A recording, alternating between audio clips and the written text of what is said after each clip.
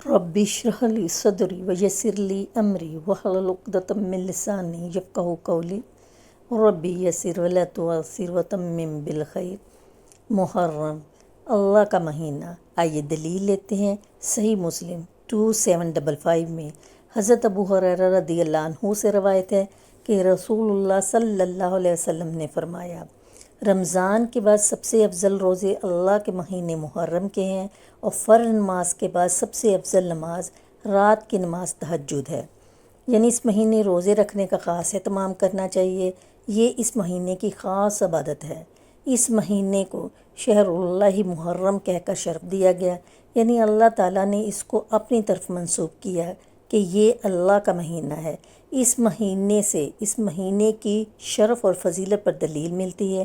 اللہ سبحانہ تعالیٰ اپنی خاص مخلوقات کو اپنی طرف منسوب کرتا ہے، جیسے اللہ سبحانہ تعالیٰ نے محمد صلی اللہ علیہ وسلم کو، ابراہیم علیہ السلام کو، اسحاق علیہ السلام کو، یعقوب علیہ السلام کو اور دیگر انبیاء کو اپنی عبودیت کی طرف منسوب کیا ہے کہ یہ اللہ کے بندے ہیں، ان کو اپنا بندہ قرار دیا ہے۔ اسی طرح خانہ کعبہ کو اللہ تعالیٰ نے بیت اللہ کہا ہے، اللہ کا گھر۔ اسی طرح قوم سمود کی اونٹنی کو اللہ تعالیٰ نے ناقۃ اللہ کہا ہے، اللہ کی اونٹنی۔ تو جس چیز کو اللہ تعالیٰ اپنی طرف منسوب کرے وہ اس کی خاص عزت اور تکریم کی وجہ سے ہوتا ہے، یعنی اس کی خاص امپورٹنس کی وجہ سے ہوتا ہے۔ پتہ کیا چلا کہ اگرچہ حرمت والے مہینے 4 ہیں، لیکن پھر ان میں سے محرم افضل ہے۔ حسن بصری رحمہ اللہ کہتے ہیں کہ حرمت والے مہینوں میں سے بھی سب سے افضل مہینہ محرم کا ہے۔ اگر دیکھا جائے تو سال کا آغاز اور اختتام دونوں ہی حرمت والے مہینوں سے ہوتے ہیں۔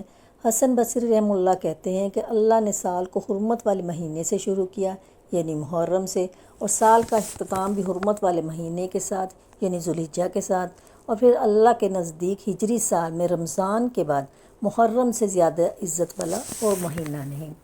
اس سے اب اندازہ لگا سکتے ہیں کہ اس مہینے کی کتنی فضیلت ہے، اور محرم میں سے بھی پہلے 10 دن فضیلت کے ہیں۔ سلف سالفین 3 عشروں کی تعظیم کیا کرتے تھے۔ ابو عثمان نہدی رحمہ اللہ کہتے ہیں کہ سلف سالفین 3 عشروں کی تعظیم کرتے تھے: رمضان کے آخری 10 دن، ذوالحجہ کے پہلے 10 دن، ماہ محرم کے پہلے 10 دن۔ یہ 10 دن باقی دنوں کی نسبت زیادہ اہمیت کے حامل ہیں۔ کیوں؟ حرمت والے مہینوں میں خاص طور پر ظلم کی ممانعت ہے۔ اللہ تعالیٰ نے حرمت والے مہینوں میں جان پر ظلم کرنے سے منع کیا ہے، یعنی اس کا حکم دیا گیا ہے۔ قرآن میں آتا ہے فَلَا تَظْلِمُوا فِيهِنَّ أَنفُسَكُمْ، پس ان مہینوں میں اپنی جانوں پر ظلم نہ کرو۔ لہٰذا ان مہینوں میں خاص طور پر کس چیز کا اہتمام کرنا ہے ہم نے؟ یعنی حرمت والے مہینوں میں ظلم کی سنگینی کا ذکر ہے کہ اس میں ظلم کرنا، کسی بھی انسان پر، کسی بھی جاندار پر کسی کا حق نہ دینا، یہ زیادہ بڑا گناہ ہے دوسرے مہینوں کی نسبت۔ اگرچہ سارا سال ہی منع ہے ہر قسم کے ظلم سے، لیکن ان مہینوں میں بطور خاص منع کیا گیا ہے۔ جزاکم اللہ خیرا کثیرا۔